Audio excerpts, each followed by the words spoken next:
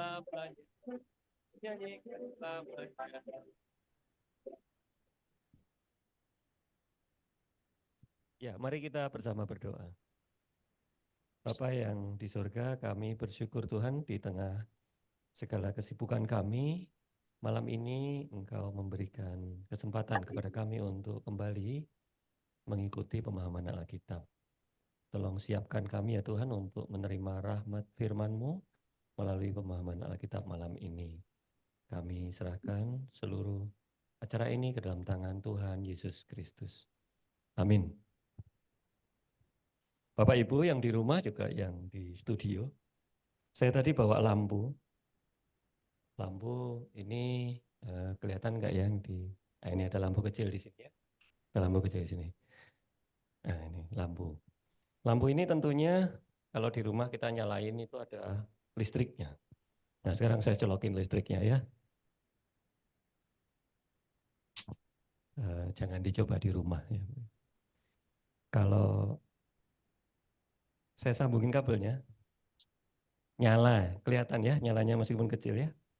Nyala. Jadi ini listriknya mengalir ke lampu ini sehingga bisa menyala si lampu.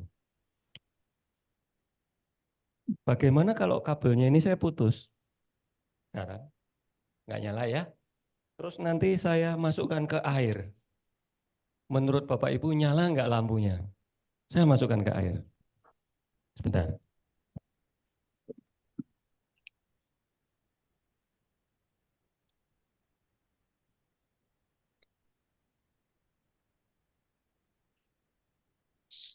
Masih nyala. Kemudian ini saya masukkan kabel satu ke sisi sini.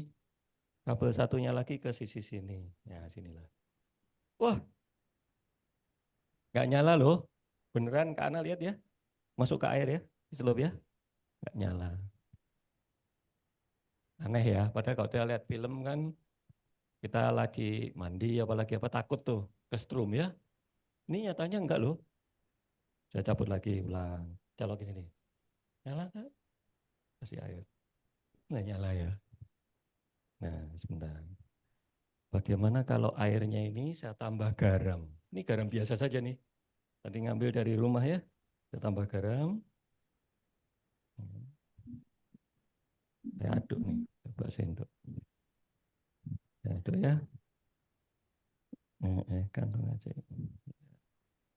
Taruh nih airnya. Nah, mulai kelihatan nyalanya ya. Mulai kelihatan ya. Kecil ya. Garamnya kurang banyak. Nah, garamnya kurang banyak ya. Dan ini memang airnya dingin. Jadi tidak apa namanya? Tidak melarutkan garam. Ya. Tapi nyala ya. Kalau ini saya dekatin sini makin terang nyalanya ya. Karena dia makin dekat. Ya nyetrum. Ya, nyetrum. Ya, jadi Bapak Ibu, apa yang mau saya sampaikan dari hal ini ya.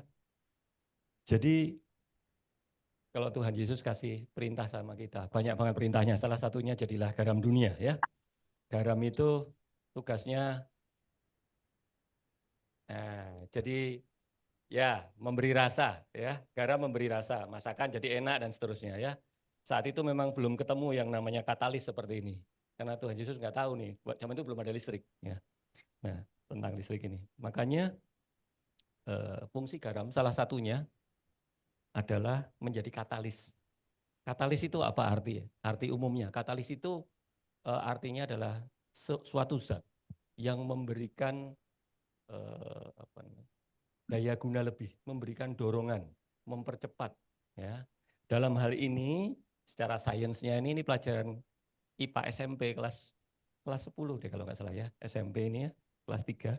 Itu garam ini mengeluarkan ion, sehingga ion-ion tadi membuat air menjadi bisa menghantarkan listrik. Ya itu ya. Nah, demikian juga dengan kita di dalam satu persekutuan, dalam satu koinonia. Kalau kita bisa mengeluarkan ion-ion kita nih, persekutuan kita punya ion ya, kita punya talenta lebih, kita punya daya guna lebih. Persekutuan itu akan menjadi lebih baik. Baik itu persekutuan dengan sesama maupun persekutuan dengan Kristus.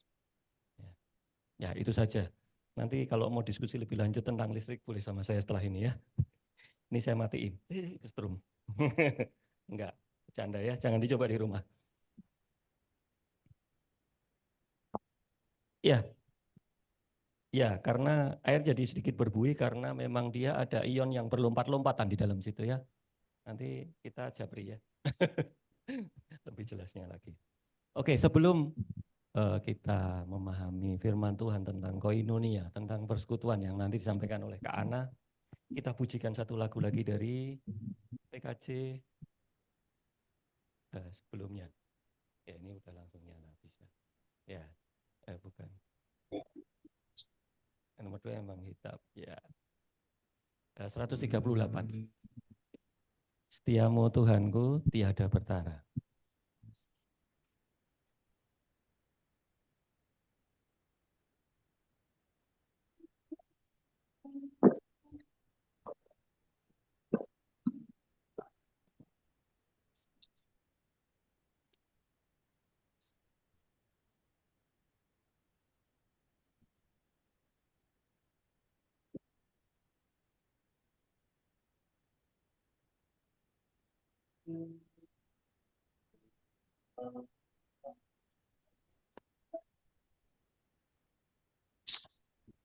Semua tidak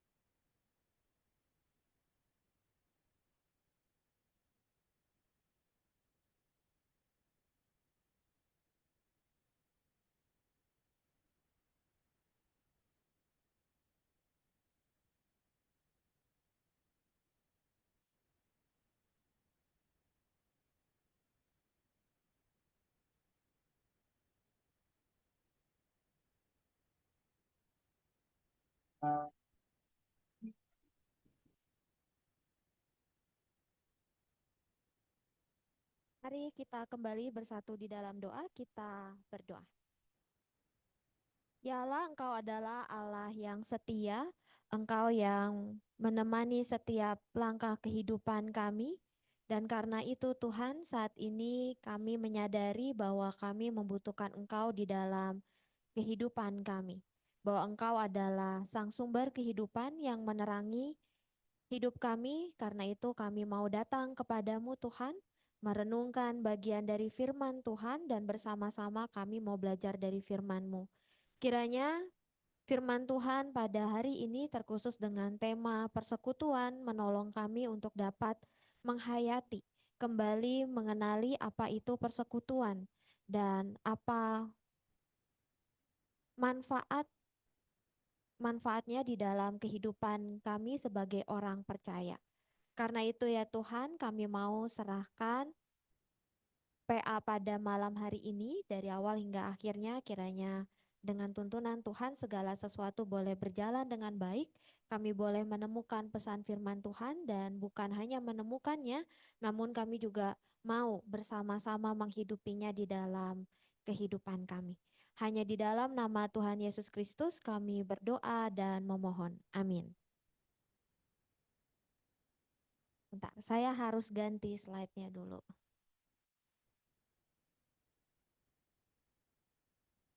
Oke.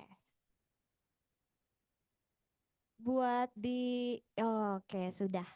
Ya, selamat malam Ibu Bapak. Mohon maaf kita agak terlambat untuk memulainya karena tadi ada beberapa teknis yang ternyata berubah gitu ya. Akhirnya kita baru mulai jam 8 gitu ya. Nah, pada malam hari ini kita mau bersama-sama bicara tentang persekutuan gitu ya, atau dalam bahasa Yunaninya koinonia gitu ya. Kita mau belajar makna koinonia dalam hidup pribadi tapi juga dalam hidup bersama-sama gitu ya. Ini saya ambil dari ajakan di grup. Oh ini, tar dulu.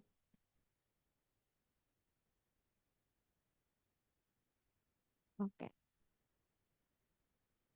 Ya, kalau Ibu Bapak udah mendapatkan undangan gitu ya untuk ikutin PA, ada tulisan ini ya, bahwa malam hari ini kita mau belajar memahami apa sih makna koinonia sebagaimana yang disaksikan di dalam Alkitab. Lalu yang kedua, bagaimana menghidupi koinonia dalam kehidupan sehari-hari gitu ya.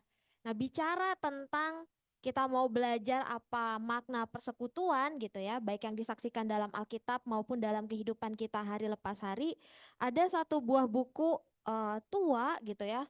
Kalau nggak salah keluaran tahun 9, terbitnya 1970. Wah lama banget. Di sini ada yang udah rata-rata udah pada lahir ya 1970 ya.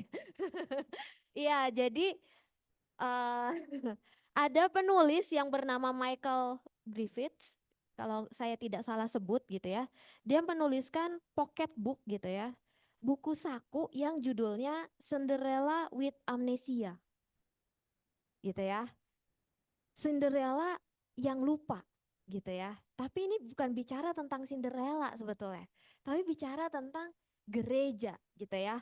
Dulu Michael Griffiths pada masanya pada saat itu bilang kalau gereja itu kayak Cinderella gitu ya. Duduk dengan sedih di antara debu dan abu gitu ya, tidak ingat siapa dia sebenarnya, lalu ide bahwa dia bisa menjadi siapa gitu ya, bisa menjadi apa gitu. Karena apa? Michael Griffith melihat bahwa gereja gereja itu pada saat itu gitu ya, kalau baca bukunya dia bilang bahwa ada orang banyak yang pergi ke gereja mengikuti ibadah tapi sebetulnya nggak betul-betul tahu apa yang dilakukan gitu ya. Artinya datang beribadah lalu kembali dalam kehidupan sehari-hari gitu. Sama, dia menggambarkannya seperti Cinderella yang bangun tidur udah ada sepatu kaca, tapi dia nggak tahu kemarin habis ngapain ya, kenapa ada sepatu kaca ya, gitu ya. Padahal harusnya pada saat itu dia bisa apa? Dia bisa pergi keluar, dia pakai sepatu kacanya, dia tunjukin ke pangeran, gitu.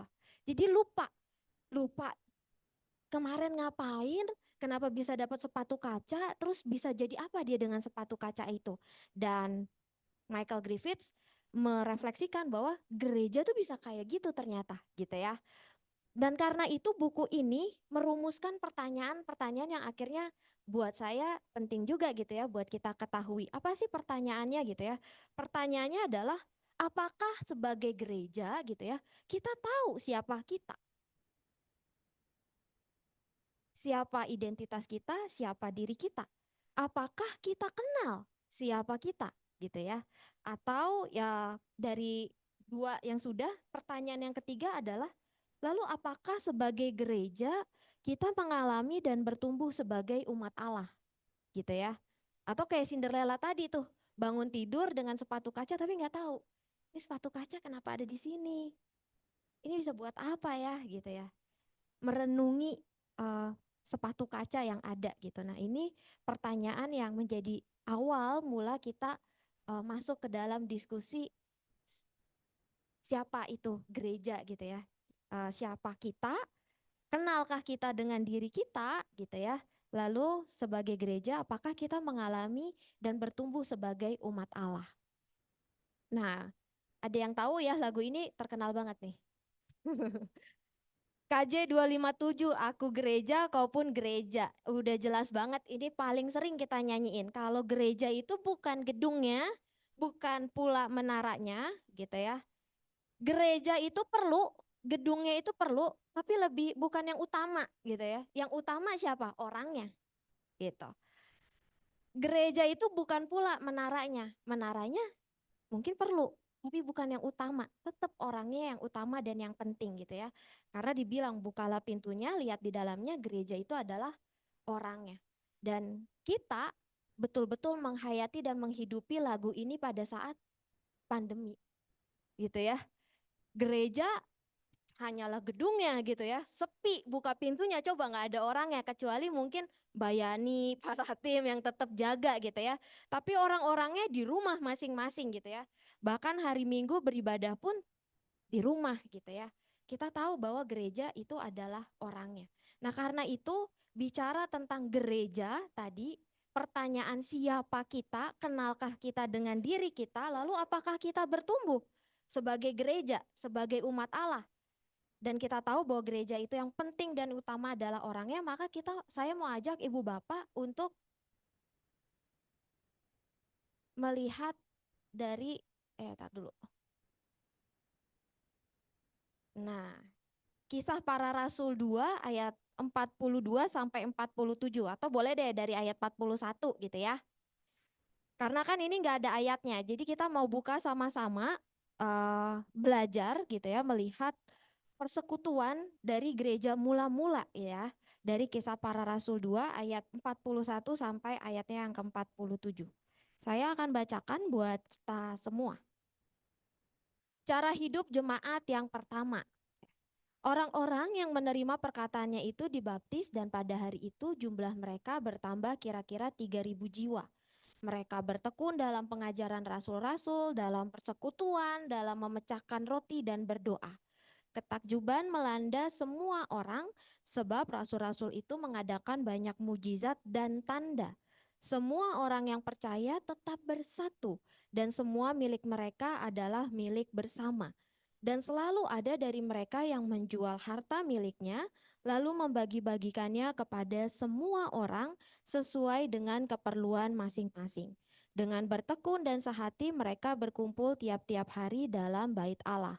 Mereka memecahkan roti di rumah masing-masing secara bergiliran dan makan bersama-sama dengan gembira dan tulus hati. Sambil memuji Allah dan mereka disukai semua orang. Tiap-tiap hari Tuhan menambah jumlah mereka dengan orang yang diselamatkan. Terpujilah Tuhan. Jadi Ibu Bapak, saya yakin dan percaya bahwa ayat ini, perikop ini udah paling sering dibacain. Kita udah tahu banget tentang kehidupan jemaat mula-mula gitu ya. Bicara tentang gereja gitu. Karena itu mungkin kita perlu tahu gitu ya. Kalau gitu gereja itu apa sih gitu ya. Tadi udah dibilang gereja bukan gedungnya, gereja itu orangnya. Sekalian kita mengenal kembali diri kita gitu ya. Gereja gitu ya. Gereja itu mungkin kalau saya gitu ya, membuatnya menjadi ini, dibagi dalam 3 gitu ya kalau kenal gereja. Yang pertama adalah gereja itu adalah persekutuan umat di dalam persekutuan Allah Trinitas gitu ya. Kenapa Allah Trinitas? Karena kita perlu ingat gitu ya, Di banyak bacaan di dalam Alkitab Perjanjian Baru, kita tahu bahwa karya keselamatan Allah melalui Yesus Kristus itu mengundang kita masuk ke dalam persekutuan dengan Allah Trinitas. Gitu ya. Tanpa karya keselamatan Yesus Kristus gitu ya, kita mungkin belum masuk ke dalam persekutuan bersama-sama dengan Allah gitu ya. Jadi persekutuan umat di dalam persekutuan Allah Trinitas. Itu yang pertama gitu ya, kalau bicara tentang gereja.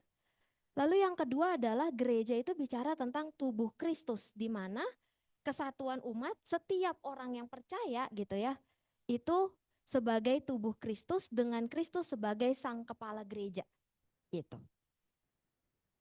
Kepalanya siapa? Yesus gitu ya. Dan kita orang-orang percaya adalah bagian dari tubuh Kristus. Dan yang terakhir, bahwa gereja itu apa sih gitu ya?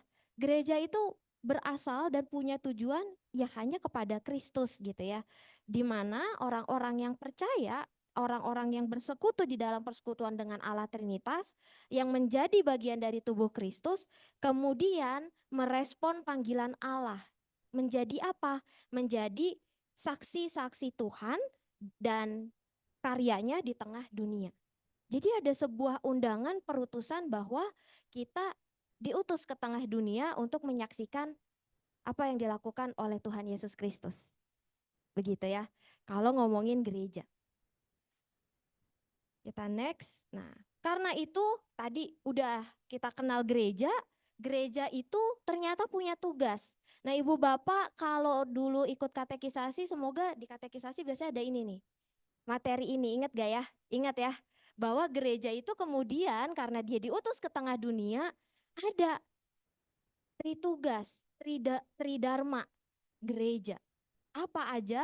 Yaitu koinonia, persekutuan, lalu ada diakonia, pelayanan, dan marturia, kesaksian. Gitu ya. Nah, kali ini kita nggak bicara yang 2 dan 3, tapi kita mau bahas yang nomor 1, yaitu persekutuan dan belajar dari jemaat mula-mula gitu ya. Jadi apa itu koinonia? Koinonia gitu ya, ini bahasa aslinya gitu. Koinonia yang artinya komunion atau fellowship, yang mengandung arti teman gitu ya, sekutu, persekutuan, persahabatan, dan kebersamaan gitu. Ini arti dari koinonia. Bahwa di dalam persekutuan itu bukan sekadar nih kalau kita ikut PDP, persekutuan doa pagi, datang sama-sama gitu ya, bersekutu cuman doanya aja, tapi sebenarnya relasi kita di dalamnya ketika kita bersama-sama berdoa gitu ya, bersama atau bahkan setelah berdoa biasanya apa yang dilakukan Ibu Bapak? Makan. Kalau doa pagi saya nanyanya sama Mbak Yani, Mbak hari Sabtu menunya apa? Karena habis doa pagi ada makan-makan gitu ya. Makan. Jadi persekutuan itu bukan cuma bicara pas bareng-bareng kita baca firman Tuhan gitu ya, tapi bahwa kebersamaannya, suasana yang dibangunnya, kita melakukannya bersama-sama, ya itulah sebuah persekutuan gitu ya. Nah, kita mulai makin dalam bicara tentang persekutuan. Tadi udah dibilang bahwa gereja itu ada, gereja itu persekutuan di mana kita bersama-sama ada dalam persekutuan bersama dengan Allah Trinitas. Begitu ya. Kalau di sini saya tulisin ada berapa poin dan ini diambil juga dari jemaat mula-mula gitu ya. Bahwa yang pertama gitu ya, kenapa persekutuan bersama dengan Allah Trinitas? Karena hanya di dalam dan melalui persekutuan Allah Trinitas, itulah yang membuat kita bisa masuk ke dalam karya. Kita dilibatkan bersama dengan Allah, punya kehidupan, persekutuan bersama dengan Allah, kita bisa hidup bersama dengan Allah, jadi dekat sama Tuhan gitu ya. Lalu kalau bicara tentang persekutuan bersama Allah Trinitas, gak bisa kita pasif, hanya diam aja gitu ya. Karena persekutuan Allah itu bergerak dan dinamis gitu ya. Makanya kan kalau bicara Allah Trinitas dengan perikoresis gitu ya. Perikoresis itu seperti tarian bahwa ketiganya Allah Bapa, Anak dan Roh Kudus itu bergerak bersama-sama, dinamis seperti menari, tapi juga ngajak gitu ya, mengajak kita masuk ke dalam tarian itu supaya kita bisa bergerak bersama-sama dengan Allah di dalam persekutuan mereka gitu ya. Dan itulah kenapa kita nggak bisa yang namanya jadi orang yang pasif kalau dalam bersekutu. Kenapa? Karena ternyata persekutuan bersama dengan Allah Trinitas itu juga dibutuhkan yang namanya dirawat dan dijaga gitu ya. Gak bisa cuman diem aja. Nah kalau dari jemaat mula-mula, mereka itu apa yang mereka lakukan adalah mereka belajar gitu ya. Kalau di ayat yang 41 orang-orang menerima perkataan, dibaptis, terus mereka bertekun dalam pengajaran rasul-rasul gitu ya.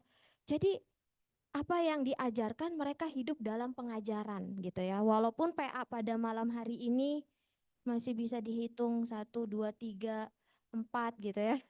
Eh, masih sedikit tapi bahwa sebetulnya ketika kita bicara tentang hidup bersekutu, bahwa kita diundang ini sebagai anugerah, kita diundang masuk ke dalam persekutuan bersama Allah, maka cara merawat dan menjaga persekutuan dengan Allah itu adalah dengan hidup dalam pengajaran. Hidup dalam pengajaran itu menolong kita supaya punya cara pandang yang baru, cara berpikir yang baru. Dan pada akhirnya itu mempengaruhi sebetulnya dalam pengambilan keputusan yang kita ambil dalam hidup kita gitu ya. Kalau udah diubah, ikutin pengajaran Tuhan gitu ya, melalui rasul-rasul, bisa melalui kalau sekarang ya dari calon pendeta, dari pendeta gitu ya, penatua beberapa gereja juga sudah ada yang memimpin gitu ya. Belajar dari sana supaya apa? Pada akhirnya ketika kita bersekutu dekat dengan Tuhan, makin kenal sama kehendak Tuhan, makin bisa melakukannya di dalam kehidupan kita, maka sebetulnya dalam bersekutu itu ada kesediaan untuk diubah. Jadi bukan cuman tahu aja. Kadang-kadang kita lebih sering tahu ya. Tahu kalau harus mengampuni, tahu kalau misalnya harus melakukan mengasihi, berbelas kasih. Tapi ternyata tahu aja nggak cukup gitu ya. Karena kalau bersekutu di dalam Tuhan, belajar dari jemaat mula-mula, mereka nggak cuman tahu, nggak cuman ikut belajar, tapi ikut menghidupinya. Dan ketika dihidupi, itu mengubah karakter, mengubah pribadi mereka gitu ya. Dan bersekutu bersama dengan Allah itu memupuk kasih dan percaya di dalam Allah. Kalau tadi Pak Ika kasih contohnya lewat lampu. Kalau dia connect, lampunya nyala, jadi terang. Kalau nggak connect, ya enggak gitu ya. Untuk urusan garamnya ya kita bisa mungkin si garam gitu ya, nggak bisa garam itu adalah perantara di mana relasi kita dengan Tuhan itu, dengan Allah itu terjadi hanya melalui oleh Yesus Kristus. Biasa ya orang teologi cocokologi aja ini. Tapi bahwa ada perlu koneksi.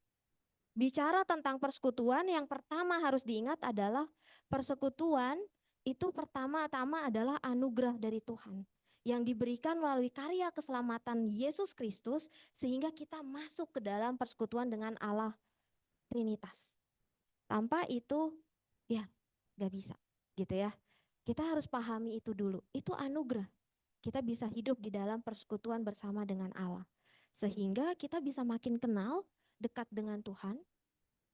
Secara personal, pribadi, kita tahu kehendaknya dalam kehidupan kita dan bahwa begitu masuk ke dalam persekutuan Allah ternyata kita perlu bergerak bersama-sama. Nggak bisa pasif. Harus merawat dan menjaga persekutuan itu. Dengan apa? Dengan hidup di dalam pengajaran gitu ya. Yang akhirnya mengubah cara-cara berpikir kita, mengubah cara hidup kita, dan akhirnya itu yang menolong kita untuk bisa punya pribadi yang mau terus diubahkan. Pada akhirnya, persekutuan di dalam Tuhan itu menolong kita untuk memupuk kasih dan percaya di dalam Allah. Kalau ini bacaannya dari 2 Korintus 5 ayat 17 yang mengatakan, jadi siapa yang ada di dalam Kristus, ia adalah ciptaan baru gitu ya. Yang lama sudah berlalu, sesungguhnya yang baru sudah datang. Semuanya ini dari Allah yang dengan perantaraan Kristus telah mendamaikan kita dengan dirinya. Persekutuan di mana Yesus yang menyatukan gitu ya. Oke, ini ada ayatnya dan ibu bapak bisa menemukan lebih banyak lagi ayat yang bicara tentang bahwa persekutuan kita dengan Allah Bapa, Anak, dan Roh Kudus itu melalui keselamatan yang diberikan oleh Yesus Kristus. Tapi ternyata persekutuan dengan Allah itu nggak berhenti hanya di situ. Sebab gitu ya, kita juga melihat bahwa dari jemaat mula-mula persekutuan yang diberikan melalui keselamatan Yesus Kristus itu ternyata mendorong kita punya persekutuan dengan orang lain. Nah, yang menarik Ibu Bapak bahwa dalam jemaat mula-mula itu mungkin konteksnya sangat berbeda dengan kita. Gitu ya. Kalau kita saat ini mungkin hidup dengan yang lain, dengan orang yang berbeda iman, berbeda keyakinan, oke gitu ya. Kalau dulu orang Yahudi gak boleh tuh sembarangan gitu ya. Makanya kita ingat Yesus Kristus pernah ditegur kan. Karena apa? Yesus Kristus hobinya mampir. Mampir sana sini makan minum sama siapa aja. Orang Yahudi gak boleh sembarangan makan minum sama siapa aja. Kalau sekarang kita mungkin lebih gampang, lebih mudah gitu ya. Walaupun kawasan Kelapa Gading banyakannya orang Kristen, tapi tetap aja itu bukan sesuatu yang kontroversial. Tapi pada masa itu duduk, makan, ngobrol gitu ya. Yesus Kristus paling sering kan di dicemooh sama orang Farisi, orang yang taat agama gitu ya, taat peraturan, gak boleh gitu ya, mampir sana sini, makan sana sini sama siapa aja. Maka itu menjadi sebuah sikap yang sangat radikal. Ketika persekutuan itu bukan hanya personal dengan Allah, tapi ternyata undangannya adalah persekutuan dengan orang lain, yang artinya berani membuka diri dengan menerima yang lain dan yang berbeda. Dulu budak ya budak, gak bisa duduk bareng sama Tuhan. Kalau kita sekarang, ya makan bareng ngeriung sama mbak-mbak di rumah gitu ya, ngajakin makan bareng. Di restoran, di mall, ya duduk bareng, makan bareng. Pada masa itu budak ya budak gitu ya. Tuan dan budak punya relasi yang sangat berbeda. Sehingga bayangkan pada persekutuan di gereja mula-mula itu menjadi sebuah tindakan yang sangat radikal. Ketika ternyata orang bisa duduk bareng-bareng gitu ya. Duduk bareng-bareng memecahkan roti bersama-sama, makan bersama-sama gitu ya. Jadi sangat radikal. Persekutuan yang berani membuka diri, menerima yang lain yang berbeda itu. Lalu persekutuan yang membangun kesetaraan. Setara. Gak ada tuan, gak ada budak. Sama. Dan sebetulnya itu juga adalah yang kita lihat dan hayati di dalam persekutuan Allah Trinitas. Allah Bapa, Anak, dan Roh Kudus berbeda satu dengan yang lain, tapi setara. Maka ajakan bersekutu di dalam Tuhan itu justru mengajak kita juga untuk terbuka pada siapapun. Membangun kesetaraan, sama. Gak ada yang lebih kecil, gak ada yang lebih besar. Gak ada kaya dan miskin gitu ya. Semua menjadi sama. Lalu menghidupi dan mewujudkan cinta kasih bersama yang tadi karena berbeda jadi mau terus mewujudkan cinta kasih itu. Dengan apa? terlihat dari apa yang mereka lakukan, yaitu berdoa dan makan bersama-sama. Gitu ya. Ini yang saya suka dari jemaat mula-mula Ibu Bapak. Makan. Gitu ya. Makan itu menyatukan. Gitu ya. Tapi paling sering, mungkin yang sering terjadi juga kalau ada makan kadang-kadang suka ada ribut gitu ya. Makanan itu bisa menyatukan tapi bisa jadi sumber keributan gitu ya. Tapi pada jemaat mula-mula dulu makan bersama itu dihayati sebagai makan bersama-sama. Semuanya barengan, gak ada yang dibedakan, semuanya dapat gitu ya. Nanti kita bakal lihat lagi kenapa semua makanan ini jadi makanan yang menyatukan gitu ya, bukan yang sering terjadi kalau di dalam gereja-gereja. Kalau ada acara yang paling sering diributin konsumsi ya, konsumsi. Tapi bukan hanya bicara soal konsumsinya gitu ya, tapi ini lihat makan-makannya tuh ternyata menyatukannya tuh karena apa gitu ya. Nah ini berdoa dan makan bersama dan itu adalah cara mereka menghidupi dan mewujudkan cinta kasih itu. Karena Ibu Bapak di dalam persekutuan yang dijalani oleh jemaat mula-mula nggak ribut soal makanan karena persekutuan yang dibangun dalam kepedulian satu dengan yang lain. Jadi ada empati gitu ya. Empati itu apa sih? Empati itu bukan sekadar simpatik. Kalau simpatik itu cuman kasihan, tapi belum tentu bisa betul-betul mau menempatkan diri dalam penderitaan orang lain. Jadi bisa aja tetap cuek dong. Kasihan ya dia nggak dapat makanannya. Kasihan ya dia lagi susah. Tapi ya udah cuman gitu doang. Kasihan. Tapi kalau orang yang berempati, dia betul-betul tahu bahwa orang ini sedang dalam pergumulan. Apa yang bisa saya lakukan? Saya tahu rasanya pasti mungkin menyakitkan saat ini buat dia gitu ya. Jadi empati itu membuat hati orang-orang yang bersekutu di dalamnya dapat menempatkan diri mereka dalam kondisi orang lain gitu ya. Punya hati yang terhubung dengan orang lain, dengan kebutuhan dan penderitaan orang lain. Dan persekutuan yang saling peduli ini dibangun dari rasa percaya gitu ya. Dari rasa percaya. Karena kalau nggak ada rasa percaya, mungkin nggak deket juga ya gitu ya. Kita cuman lihat muka, sering tahu oh dia ada suka duduknya di sebelah mana, tapi udah cuman sebatas itu. Tapi kalau persekutuan yang saling peduli bukan sekadar tahu dia duduknya di mana, tapi ada relasi yang terbangun sehingga cerita kehidupan gitu ya.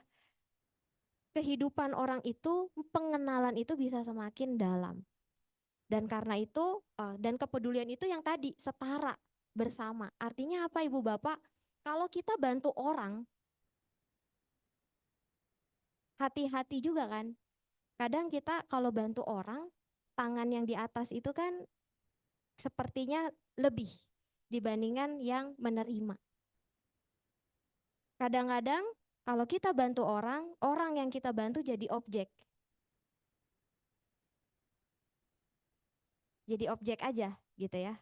Oh dia kasihan, dia yang sering kita bantu dan lain sebagainya. Tapi kepedulian yang setara, yang bersama itu adalah kepedulian yang membantu bukan dengan embel-embel bahwa saya yang lebih tinggi, kamu lebih rendah, makanya kamu saya bantu. Agak sulit menjelaskannya, tapi saya harap Ibu Bapak dapat menangkap gitu ya. Berbeda kalau misalnya kita membantu karena setara sebagai manusia kita saling membantu dengan bahwa kita punya pikiran bahwa saya lebih maka saya berikan. Kalau begitu sama aja gitu ya. Sama aja dengan yang tadi antara tuan dan budak. Begitu. Jadi kepedulian yang setara dan bersama, bukan menganggap orang lain lebih rendah, maka saya harus peduli dengan dia. Enggak, tapi karena sama-sama manusia, maka saya peduli dengan kamu. Kamu duduk di sebelah saya peduli sama kamu karena kamu berharga, karena kamu penting. Entah kamu siapapun, kamu mau lebih rendah dari saya pun, saya tahu bahwa kamu adalah sama-sama manusia dengan saya. Maka saya peduli dan kamu berharga gitu ya. Nah, itu persekutuan yang saling peduli yang dibangun di dalam jemaat mula-mula gitu ya. Selain peduli apa? Persekutuan yang mau saling berkorban. Selain radikalnya adalah tidak ada lagi budak dan tuan, ternyata persekutuan yang dibangun pada jemaat mula-mula itu adalah jemaat yang punya persekutuan mau saling berkorban. Jadi kalau kita baca, semua orang yang percaya tetap bersatu dan semua milik mereka adalah milik bersama. Kebayang gak ibu bapak? Milik saya adalah milikmu, milikmu adalah milik saya. Kalau saya punya banyak barang kamu sedikit, rugi dong. Gitu ya. Ada kan bayangan seperti itu? Wah, gitu ya. Milikku adalah milikku, milikmu adalah milikku gitu ya. Tapi milikku milikku gitu ya. Ada juga yang kayak gitu. Tapi bahwa persekutuan awal jemaat mula-mula ini mereka persekutuan yang dibangun dengan rasa yang mau saling berkorban. Saya nggak kebayang. Kalau sekarang sulit banget, nggak kebayang kan? Tapi bahwa pada masa itu mereka bersedia menjadi penyalur berkat. Memberikan apa yang dimiliki supaya apa? Membangun kesejahteraan bersama. Ini yang dipikirin bukan cuma diri. Gitu ya. Tapi kesejahteraan bersama. Saya punya barang, yang lain enggak. Supaya sejahtera sama-sama semuanya bisa mendapatkan kehidupan yang baik, maka saya sharing. Gitu ya. Bukan karena lebih, cuman sekadar oh saya lebih, saya punya lebih, enggak. Tapi bahwa tujuan mereka mau menjadi penyalur berkat bagi sesama, mereka mau memberikan apa yang mereka miliki adalah didasarkan kepada ini loh, kita mau hidup baik sama-sama, sejahteranya sama-sama gitu. Bukan mikirin gimana caranya saya makin kaya, kamu makin miskin gitu ya. Tapi ayo, biar gak ada kaya dan miskin, maka yang paling utama adalah kesejahteraan bersama. Ya, ini kalau buat yang sekarang saya nggak tahu tuh ya prakteknya seperti apa. Tapi bahwa itu yang dihidupi di dalam jemaat mula-mula pada masa itu. Tujuannya adalah kesejahteraan bersama.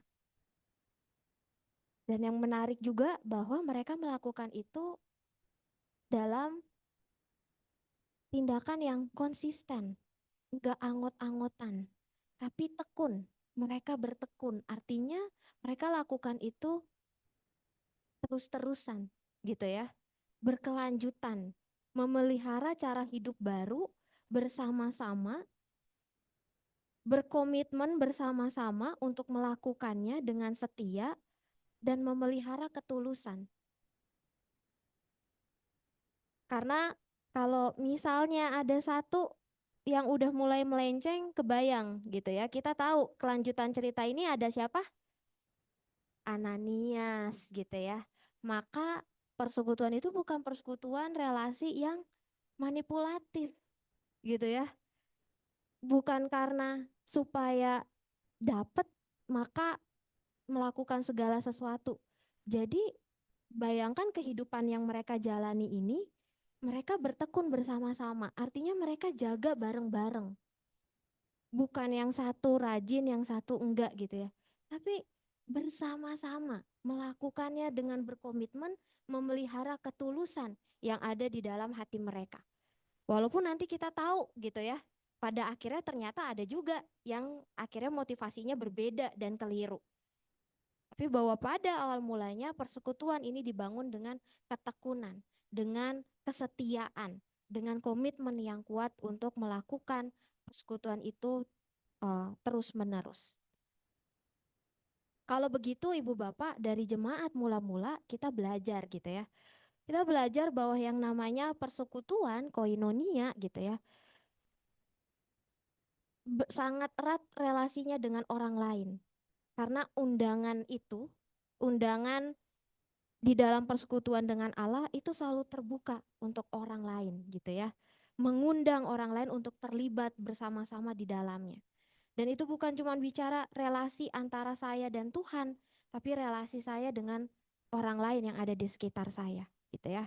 Maka belajar menghidupi panggilan jemaat mula-mula menjadi saksi di tengah dunia. Kenapa begitu? Karena kita tahu di ayat yang 41 dan di bagian akhir. Yang 41 orang-orang dibaptis pada hari itu jumlah mereka bertambah 3.000 jiwa. Lalu mereka melakukan persekutuan koinonia itu dengan kepedulian, dengan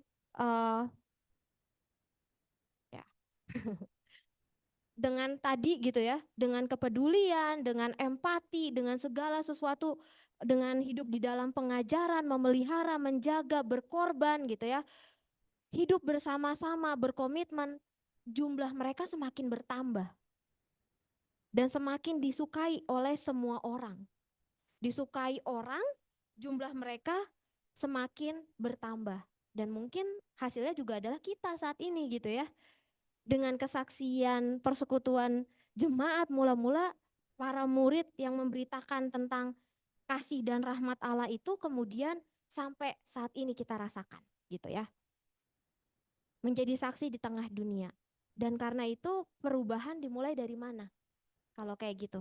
Dimulai dari mereka sebagai umat Tuhan. Tapi habis itu nanti kita lihat lagi gitu ya. Bahwa persekutuan itu ketika didasarkan di dalam dan melalui Allah yang menyelamatkan, Allah Trinitas itu, dan bagaimana mereka menghidupi kasih dan keselamatan itu dalam hidup bersama-sama, ternyata itu menampilkan kualitas persekutuan yang ternyata dapat menjadi saksi bagi dunia gitu ya. Makin banyak orang yang mau ikut, makin banyak orang yang mau masuk gitu ya, mau ikutan karena itu menjadi kesaksian hidup mereka. Nah, Ibu Bapak, ada seorang penulis terkenal namanya Anthony de Mello, tahu ya? Anthony de Mello pernah nulis ini, saya bacakan, mengubah dunia dengan mengubah diriku gitu ya. Jadi si Anthony de Mello ini bilang, waktu masih muda aku ini revolusioner gitu ya. Aku selalu berdoa, Tuhan berilah aku kekuatan untuk mengubah dunia. Ketika aku sudah separuh baya, sadar bahwa setengah hidupku sudah lewat gitu ya. Tanpa mengubah satu orang pun, aku mengubah doaku menjadi, Tuhan berilah aku rahmat untuk mengubah semua orang yang berhubungan denganku, keluarga dan kawan-kawanku. Dan aku akan merasa puas. Sekarang ketika aku menjadi tua dan saat kematianku sudah dekat, aku mulai melihat betapa bodohnya aku. Doaku satu-satunya adalah, Tuhan berilah aku rahmat untuk mengubah diriku sendiri. Seandainya sejak semula aku berdoa begitu, maka aku tidak begitu menyia-nyiakan hidupku. Apa yang mau disampaikan oleh Anthony de Mello itu adalah, dan kaitannya dengan tema kita pada hari ini adalah, nah loh, kenapa dia nggak bisa?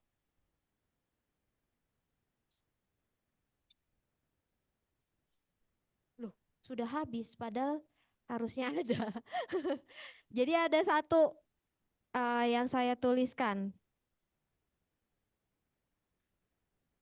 Ternyata di sini tidak ini.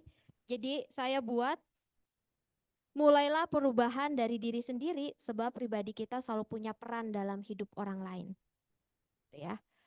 Ketika tema ini bicara tentang memaknai koinonia dalam hidup pribadi dan bersama, sadarilah, kita nggak akan bisa ngubah dunia. Mau mulai dari mana Indonesia? Di Indonesia atau kita ke Amerika atau kemanapun, berasanya kecil banget. Apa yang bisa kita ubah? Gitu ya. Kita berasa jadi orang yang kecil ketika kita bandingkan dengan dunia ini.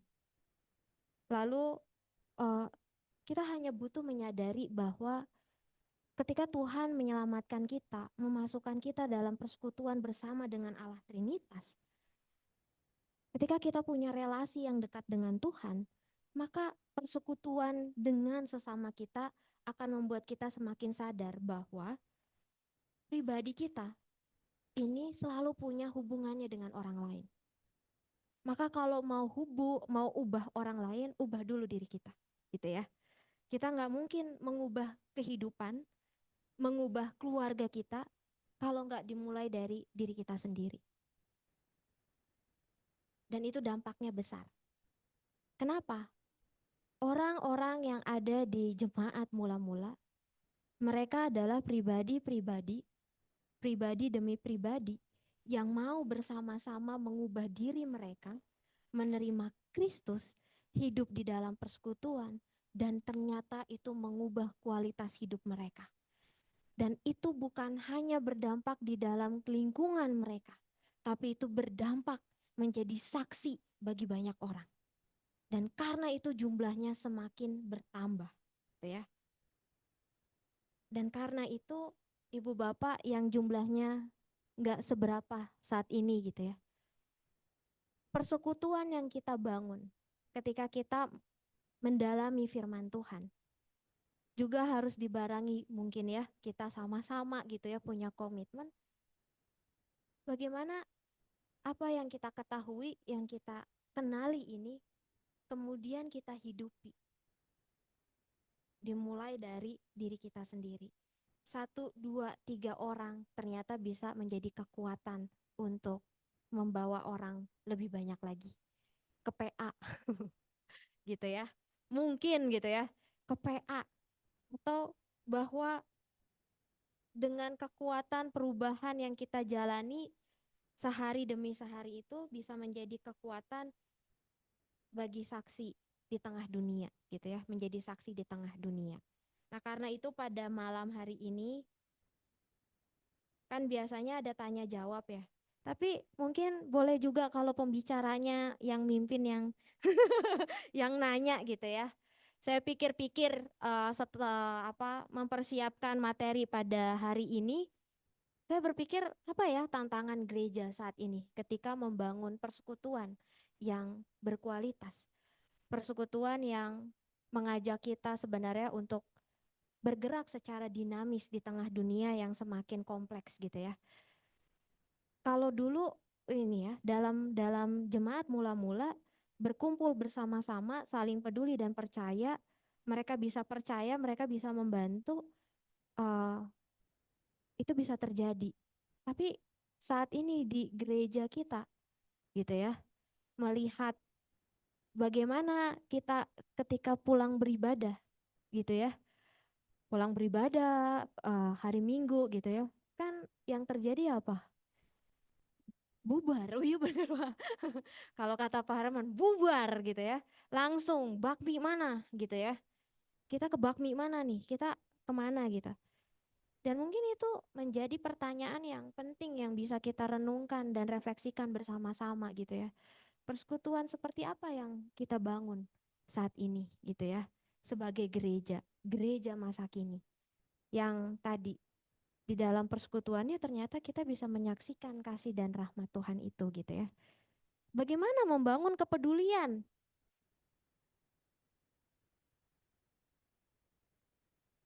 Membangun kepedulian dan rasa percaya pada masa kini.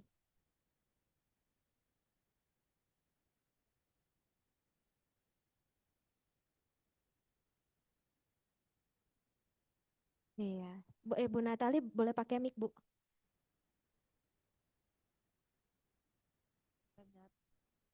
Ternyata persekutuan itu bukan hanya sekedar persekutuan yang selama ini kita kenal hanya ya bersekutu.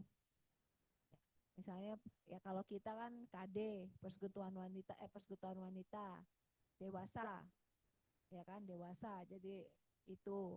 Tapi ternyata di dalam persekutuan itu ada banyak yang belum kita ketahui, jujur ya. Jadi persekutuan itu bisa mengubah tadi dunia, tapi udahlah ubah diri kita aja dulu ya. Jadi saya teringat teman saya tuh ya, emang gue kayak gini, gue kan orang daerah, gue kan ngomongnya kasar kayak gini, ya udah memang gue kayak gini gitu. Tapi Terus saya langsung, kok kamu maksudnya mengalahkan Tuhan sih?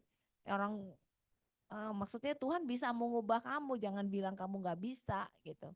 Nah ini tadi jadi saya teringat teman saya. Mungkin terus ada satu cerita lagi yang pernah bilang apa tuh kalau ingin jangan ada perang, mulailah dari keluarga. Jangan ada perang di dunia ini, jangan ada perang, mulailah dari keluarga. Anak-anak kita itu, cucu-cucu kita itu, coba kan kalau Putin apa Patin sih bilangnya Putin ya. Putin. Iya, Enggak Putin. itu Iya, presiden itu presiden. loh, Rusia itu. Iya. Itu dulu katanya masih kecilnya itu dididik dengan kejam apa gimana, udah gedenya ya kayak gitu gitu. Nah, itu saya juga jadi teringat itu dan ya sayang sekali kalau teman-teman PA kali ini nggak ikut. Waduh, saya merasa banyak sekali yang bisa dipelajari malam ini. Kak Nani mau berkomentar, silakan. Saya jadi kepikiran begini ya. Ini kan tentang persekutuan itu baik. Mengenai kepedulian, saya pikir jemaat kita untuk soal peduli rasanya sih Peduli gitu ya. peduli Peduli. gitu ya. Hanya yang menjadi PR dan pemikiran saya gitu ya.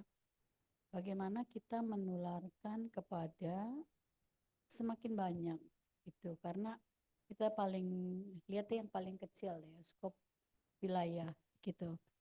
Wilayah itu orangnya ya itu juga. Padahal harapan kita kan semakin banyak gitu. Karena kan baik gitu ya. Dan harusnya kan polanya sama. Pola yang sama, pengertian yang sama, lalu tujuannya sama. Tapi kenapa kerinduannya yang berbeda? Kerinduan untuk bersekutu, untuk lebih peduli gitu ya. Itu saya sendiri sampai saat ini tuh masih PR, khususnya di wilayah saya gitu. Bagaimana menularkan itu? Apakah kita kurang peduli? Kita kurang in touch gitu ya? Atau gimana gitu? Udah berbagai cara. Jadi saya berpikir gini, apakah cuma datang ke gereja, dengar firman, ya udah pulang, bubar gitu. Sementara kan tujuan bersekutu itu bukan cuma itu. Nah, kira-kira apa ya? Karena ini kan menjadi PR bersama. Itu aja Kak Ana. Ya, terima kasih. Ya, tantangannya jadi banyak ya kalau bicara tentang persekutuan gitu ya. Yang mungkin bisa kita itu tadi ya, kita bisa renungkan kembali gitu ya. Persekutuan apa yang kita bangun bersama-sama, lalu tantangannya apa aja yang kita hadapi gitu ya. Kalau tadi Kanani bilang tantangannya adalah udah diajakin gitu ya, udah melakukan segala cara tapi sepertinya kerinduannya berbeda gitu ya. Itu menjadi salah satu tantangan juga sebetulnya kan gitu ya. Tantangan buat kita sebagai gereja gitu.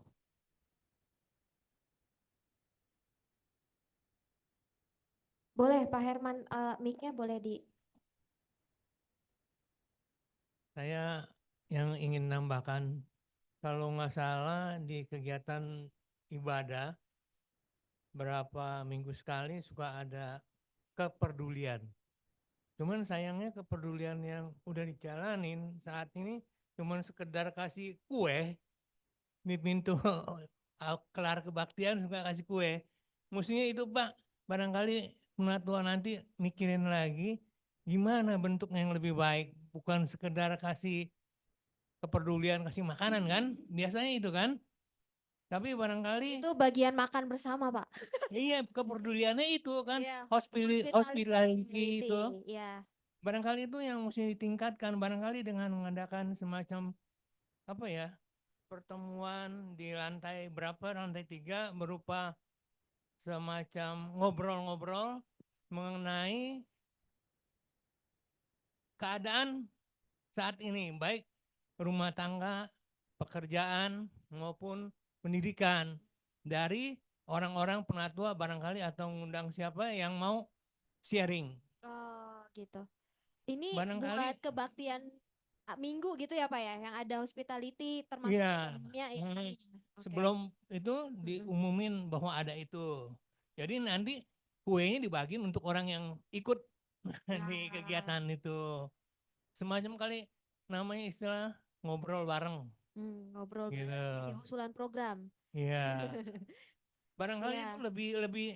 lebih mengena daripada sekedar cuman kasih bingkisan atau kue.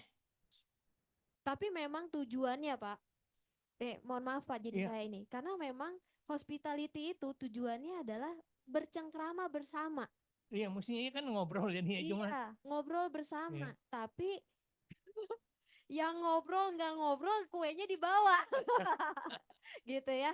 Jadi memang ternyata mungkin perlu topik-topik tertentu gitu ya, Iya. yang memang menolong membuat mereka bukan hanya ambil kuenya, tapi oh ada topik yang membuat mereka menarik, akhirnya mau bersama-sama di situ gitu Iya ya Pak ya. ngobrol bareng Ngobrol mengenai bareng. masalah terkini lah gitu. Bagaimana ekonomi saat ini misalnya berbagi, sharing pengalaman, mendidik anak, mencari pasangan hidup Ya, dan lain-lain. ya, Usul saya itu. iya ya. Makasih Pak Herman.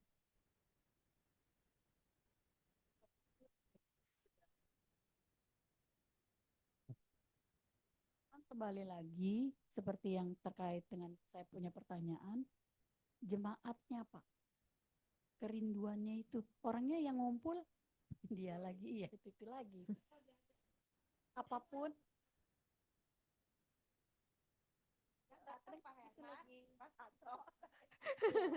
jadi orangnya itu lagi Pak gitu. Jadi sebenarnya gereja yang saya ketahui ya Pak, gereja udah berbagai cara, kegiatan, dan termasuk gereja kita ini kegiatannya sangat banyak. Tujuannya kan adalah bagaimana sebanyak mungkin jemaat-jemaat gitu ya. Tapi yang datang dia lagi Pak. Iya, itu yang tadi saya tanya. Bagaimana ya kerinduannya itu? Kerinduannya untuk kita tularkan tuh seperti apa? Jadi bukan saya kadang kalau kalau persekutuan wilayah Pak, saya nggak usah tulis absen, saya tinggal merem aja. Oh yang duduk sini di sini sebelahnya sini sini. Saya udah hafal Pak, sudah hafal. Karena yang datang dia lagi Pak. 40 orang dia lagi Pak. Dan nggak bertambah gitu. Jadi saya cukup merem aja udah tahu. Nah, tapi mungkin itu juga kali ya. Maksudnya eh apa apakah persekutuan yang 4L tadi yang lo lagi itu adalah memang persekutuan yang sudah bertumbuh dalam arti buat pribadi. Itu itu mungkin gitu ya bahwa eh, kadang mungkin kita terlalu fokus menambah jumlah sehingga kualitas yang di dalam persekutuan yang kita coba usahakan eh, ini gitu ya. Makanya mungkin pertanyaannya adalah kerinduan kita dalam persekutuan itu apa aja sih Ibu Bapak gitu ya. Mungkin sambil lihat juga yang di Zoom gitu ya. Persekutuan seperti apa yang kita rindukan yang ada gitu ya di gereja kita saat ini gitu. Kalau nggak ada di Zoom yang di sini ya bolehlah. Kalau Kanani tadi kerinduannya apa Kanani? Pakai mic Kak. Maaf biar yang di Zoom terlibat. Ini salah satu persekutuan yang kemudian juga berkualitas. Jangan kita mangap-mangap mereka nggak tahu apa yang diomongin gitu ya. Ya, eh, kerinduan saya gitu ya. Sebenarnya kan kalau dari gereja maupun dari wilayah-wilayah sendiri itu sejauh yang saya pahami itu sudah menularkan. Termasuk saya sendiri tertular gitu ya. Artinya tuh saya kan dulunya bukan berjemaat di sini. Saya dari Samanhudi gitu dan bagaimana mereka mengajak saya untuk terlibat dalam berbagai kegiatan gitu. Dan saya sambut gitu ya. Nah, itu saya mau menularkan itu ke yang lain, hal yang sama ketika teman-teman melakukan itu kepada saya melakukan hal yang sama kepada yang lain, tapi kok apa ya, respon balik gitu. Dan itu udah banyak kita lakukan ya. Maksudnya gini ya, karena tadi pertanyaan Kak Ana itu kan kualitas dan kuantitas. Tentu dua-duanya tuh harus berjalan seiringan gitu ya, karena kualitas baik, tapi kalau kuantitasnya nggak bertambah juga, jadi dipertanyakan sebenarnya bertumbuh enggak, Iya. ya kan? Kalau misalnya cuma ya let's say 100, di situ aja 100, jadi kelihatannya kan eksklusif, nggak bertumbuh. Kalau menurut saya pribadi, saya berharap kayak gereja kita 2000, saya nggak tahu berapa persen gitu. Harapan saya kan bertambah itu. Ini mungkin yang memang agak sulit gitu ya ketika bicara tentang kualitas lalu kuantitas gitu ya. Bicara soal beriringan pun eh, maksudnya gini, memang ada banyak kan yang kayak kualitas itu dilihat juga dari kuantitasnya gitu ya. Kalau kuantitasnya bertambah baru kualitas. Maka kebayang nggak? Maksudnya bercara berpikir kita, otak kita ini gitu ya. Kalau saya pasti akan masuknya langsung ke kuantitasnya tanpa akhirnya kualitas karena kualitas akan dilihat dari kuantitas. Jadi balik lagi fokusnya kuantitas gitu ya. Pokoknya harus bertambah kalau kalau mau disebut berkualitas maka kuantitas harus bertambah gitu. Padahal sebetulnya juga gitu ya bisa juga mungkin jumlah tidak bertambah tapi kehidupan berimannya, kehidupan bagaimana kemudian dia bisa jadi lebih peduli, kemudian dia bisa menghidupi firman Tuhan dalam kehidupan kesehariannya, dalam pilihan-pilihan hidup yang ia jalani, itu tampak dan kelihatan gitu ya. Lalu mungkin juga jumlahnya nggak terus bertambah kayak yang di ini nih, Kisah Para Rasul 3.000 orang gitu ya. Wah, jemaat Gading Indah 4.000 gitu ya. Terus jadi 5.000 gitu. Tapi bahwa kualitas hidup yang kemudian pribadi ini ternyata dilihat oleh orang gitu ya, dilihat oleh orang dan kemudian mungkin nggak bawa 10 orang, nggak bawa ini, tapi dari perjalanan waktu ke bawah satu Kanani gitu ya, yang tadinya anggota jemaat Saman Hudi, terus apa yang membuat Kanani pindah ke sini, walaupun mungkin ya nggak harus pindah, tapi bahwa ada orang-orang yang kemudian mau terlibat dalam pelayanan dan lain-lain itu kemudian ada gitu ya, tapi tujuannya bukan pertama-tama kuantitas gitu. Gak tahu ya, kalau saya sih Kanani, kalau saya selalu berpikir kalau harus beriringan, fokusnya kuantitas lagi gitu loh.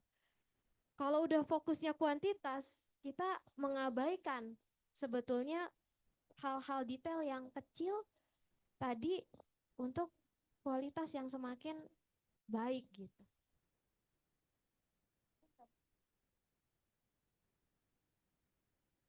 Betul. Karena ya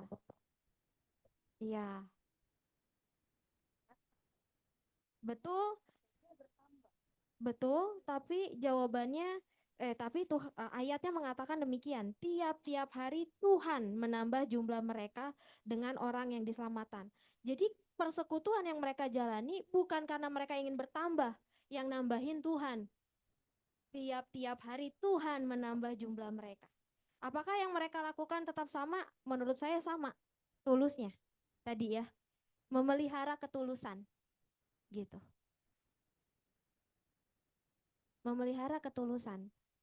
Ketulusan itu adalah mau mungkin gitu ya. Jumlahnya nambah atau enggak, orang yang saya ajakin mau atau enggak, saya tetap lakukan.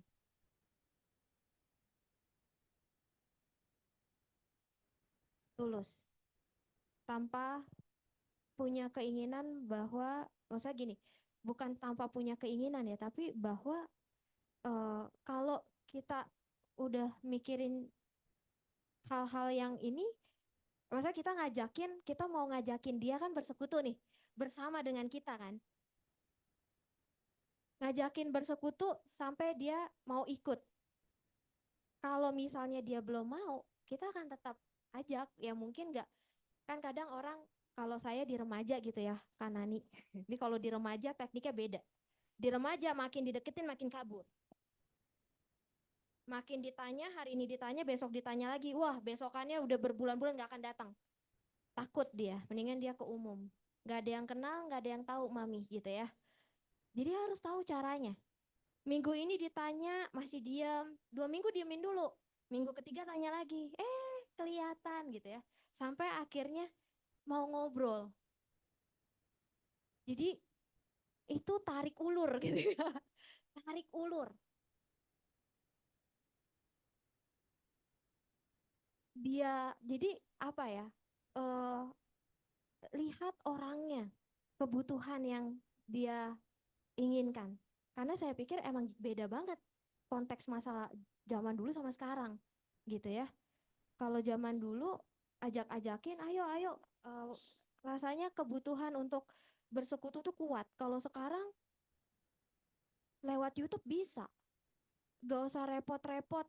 Misalnya, ya mungkin ada yang berpikirnya seperti itu gitu kan, tanpa harus terlibat banyak, bisa mengikuti lewat YouTube gitu. Tapi bahwa kan beda persekutuan yang ada rasa, keterikatan emosi, perasaan, itu kan beda ya. Tapi juga makanya tadi, aku pikir nilai ketulusan itu juga penting. Gitu. Jangan-jangan mungkin kalau kita nambah berpikir kuantitas ketulusan kita mengajak dia supaya punya komunitas. Aku ada loh buat kamu. Oh, kamu belum mau ikut persekutuan, tapi aku ingat kamu. Kamu lagi bergumul, aku ingat dan aku mau doain kamu, misalnya gitu ya. Itu juga adalah bentuk sebetulnya kita hidup bersama dengan orang lain. Jadi fokusnya juga jangan persekutuan itu, ini saya jadi sadar gitu ya, bahwa pembicaraan kita terpolarisasi. Persekutuan itu yang tadi berkumpul di gereja bersama-sama, tapi kan koinonia, persekutuan itu juga adalah pengutusan bagaimana kita hidup bersama dengan orang lain gitu ya. Jadi bicara tentang hidup bersama dengan orang lain, mungkin dia belum masuk ke dalam komunitas, tapi bahwa kita tahu ada dia dalam komunitas kita, dia tidak terlibat banyak, kita tetap peduli sama dia. Misalnya gitu. Dia belum mau ikut, dia punya masalah, kita tetap memberikan diri untuk peduli sama dia. Dan tulus. Kadang ada yang habis bantuin, nanti ikut persekutuan ya gitu. Orang udah langsung, nah itu makanya perlu seninya kali ya. Perlu seni untuk bagaimana menunjukkan ketulusan bahwa emang kita mau mengundang dia terlibat supaya punya komunitas yang baik sama-sama kita. Bukan sekadar karena persekutuannya sepi, ikut dong gitu. Begitu kali ya. Mungkin gitu Kak. Iya kan? Kalau kita ngundang orang, ikut dong persekutuan. Sepi tahu persekutuan kita gitu. Ikut PA dong. Ini PA kita sepi nih gitu ya.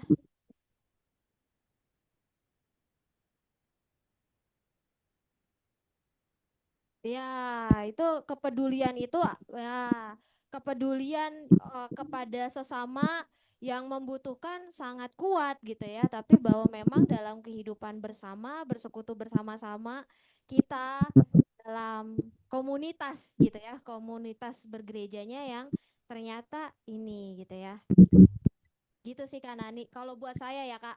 Jadi jangan terpolarisasi hanya untuk bagaimana persekutuan bertambah jumlahnya, tapi hidupi dulu gitu ya tadi. Hidupi dulu persekutuan kita dengan Tuhan. Kita tahu apa yang menjadi kehendak dalam kehendak Tuhan, tapi begitu berelasi dengan orang lain, memang saya pikir tidak akan semudah kalau kita baca Alkitab ini gitu ya. Tuhan menambah jumlahnya berkali-kali lipat. Hidupi dulu aja kepeduliannya. Hidupi dulu aja bahwa mereka mau rela berkorban gitu ya, memberikan, menerima dalam perbedaan gitu ya. Menerima yang berbeda, yang lain, totally beda sama kita. Kita bisa nggak gitu ya? Sampai orang merasa datang ke gereja, wah saya datang ke PA-nya Gading Indah nggak kenal siapa-siapa, udah kayak rumah sendiri misal. Bukan tuntutan, datang ya, PA tuh sepi banget, nggak ada lo, nggak rame. Tapi bangun dulu gitu, kepedulian yang bukan kepedulian supaya dia datang, tapi kepedulian yang memang menganggap dia sebagai manusia yang perlu diperhatikan. Kadang-kadang kita peduli udang di balik batu gitu, udang di balik bakwan ya kan. Kita peduli supaya dia ikut. Kita peduli supaya ayo habis ini ikut PA ya. Itu sesuatu yang tuluskah itu gitu kan. Nggak semudah itu, tapi itu jadi PR buat kita. Maka itu tadi, makanya balik lagi. Mengubah dunia dengan mengubah diriku. Hidupi dulu mungkin ya, kita perlu belajar nih betul-betul gitu ya. Ternyata menghayati koinonia bagi diri pribadi dan orang lain dalam kehidupan berkomunitas nggak semudah itu ternyata. Gitu. Ketika kita ngomongin lagi-lagi kuantitas, tunggu dulu gitu. Kita punya nggak kepedulian itu? Kita punya nggak rela berkorban itu? Kita punya nggak ketulusan itu ketika kita undang orang dan orang itu tetap nggak datang ke PA, tetap nggak kita peduli sama dia?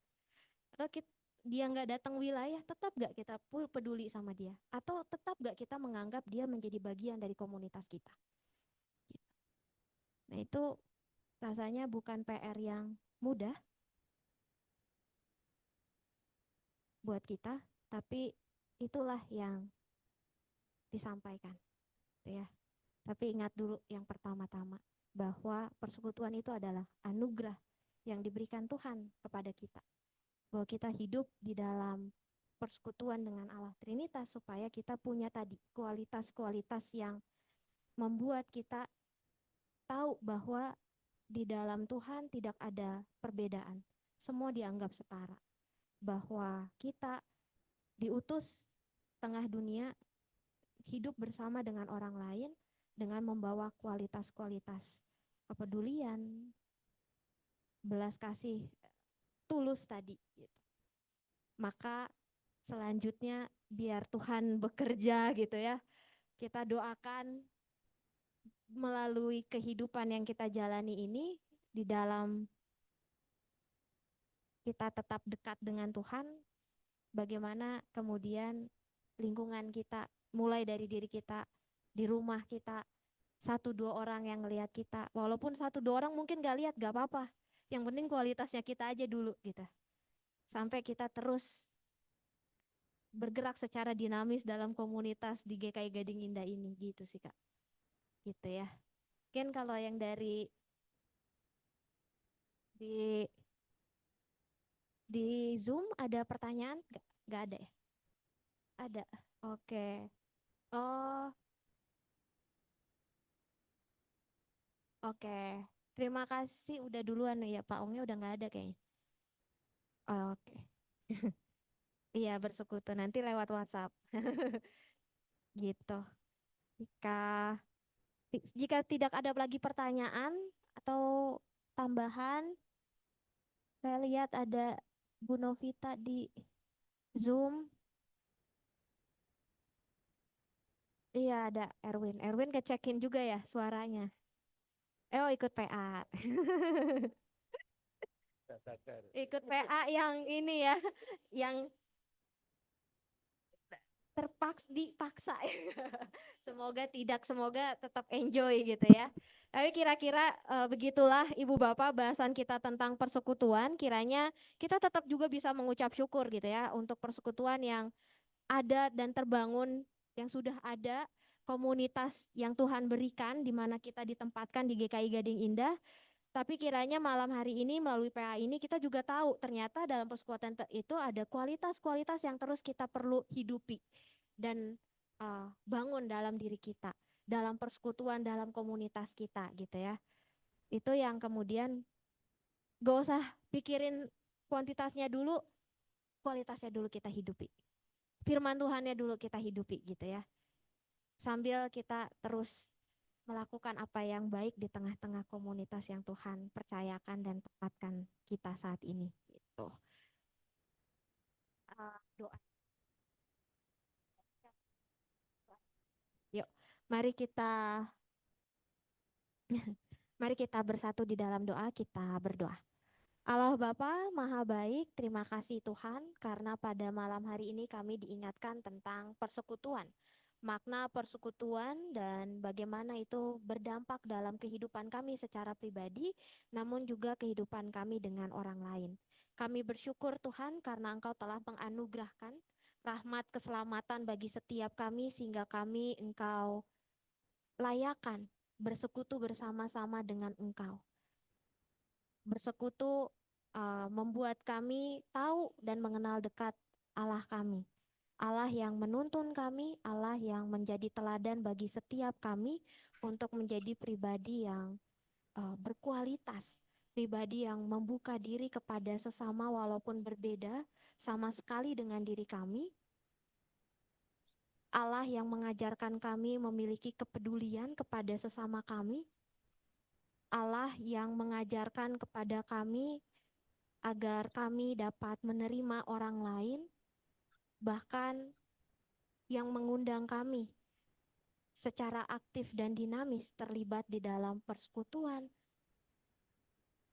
di tengah-tengah lingkungan dan komunitas yang Tuhan berikan kepada kami saat ini. Tuhan, kami percaya bahwa di dalam rahmat kasih Tuhan, gerejamu ini dapat terus bergerak, bertumbuh. Itu semua hanya oleh tuntunan dan kasih Tuhan yang membimbing. Ajarlah kami ya Tuhan untuk pertama-tama mengingat bahwa kami perlu mengubah diri kami menjadi pribadi yang lebih baik, yang dekat dengan Tuhan secara intim, yang menghidupi kehendak Tuhan di dalam kehidupan kami. Jadikanlah kami orang-orang yang bukan sekadar menuntut agar lingkungan kami, komunitas kami berubah, tapi ajarlah kami untuk terus mengingat bahwa kami mau terus diubahkan oleh Tuhan.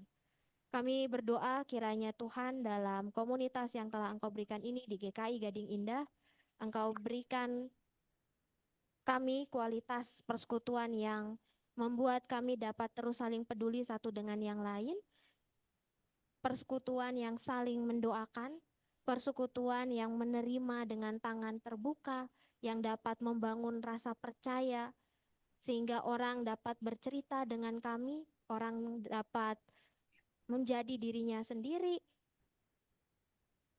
bersama-sama membangun keakraban dan keharmonisan di tengah-tengah gerejamu ini. Kami berdoa kiranya Tuhan, kami di persekutuan PA ini, kami dapat terus menumbuhkan kualitas pelayanan kami sehingga orang-orang kemudian dapat melihatnya, melihat dari diri kami, melihat dari pelayanan yang kami lakukan, dan orang-orang punya kerinduan untuk datang dan bergabung bersama-sama dengan kami. Kami percaya Tuhan bahwa ketika kami berfokus melakukan segala sesuatu seperti untuk Tuhan dan bukan untuk manusia, Tuhanlah yang bekerja. Tuhanlah yang membuka jalan dan Tuhanlah yang menolong setiap kami untuk terus bertumbuh menjadi lebih baik. Kami berdoa kiranya PA malam hari ini Tuhan bukan hanya menjadi penambah wawasan kami, tetapi juga dapat kami hidupi, kami hayati, dan kiranya boleh menghasilkan buah-buah yang baik di dalam kehidupan kami secara berkomunitas. Kami berdoa, sebentar kami akan menyelesaikan, kami akan kembali ke rumah kami masing-masing. Tuhan yang tolong kami sehingga kami boleh sampai di rumah dengan selamat, dengan tidak kurang satu apapun. Kami dapat beristirahat dengan baik, memulihkan tubuh kami, sehingga esok kami boleh bangun dan siap menyambut setiap anugerah yang Tuhan berikan kepada kami. Inilah doa kami ya Tuhan, hanya di dalam nama Tuhan Yesus Kristus kami berdoa dan memohon. Amin.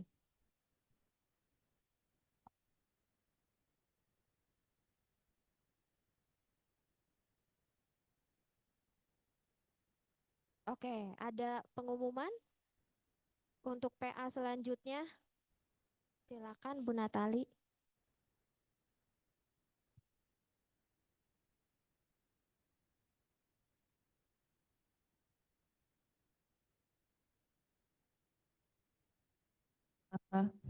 Terima kasih Kak Ana yang sudah memimpin PA kita pada hari ini. Terima kasih Pak Ika yang sudah menjadi MC pada malam hari ini. Terima kasih Revan dan teman-teman semua yang hadir pada saat ini. Juga teman-teman yang ada di online di rumah. Kita ketemu lagi Kamis di bulan depan. Dan kita berharap bisa lebih banyak lagi bisa bersekutu di dalam PA ini. Dan bulan September kita di minggu pertama kita ketemu lagi. Sampai bertemu dan kita akan foto teman-teman yang di Zoom, tolong dibuka itunya. Kalau mau udah itu. Kamera dibuka, kita mau foto sama-sama. Ayo Pak Santo, berdiri di sini. Biar nah, Ibu Sur. Bu Sur tuh yang Betul. Nama Ibu panjang sekali. Lina, Jadi tidak ayo Lin. dapat dikenali. Mari Ayo, Mas Arya. Santo. Yuk foto biar. Sebentar. Hah? Oh. 1 detik. Ayo Pak Santo, bentar. 1 detik. Ya udah. Bye. Bang.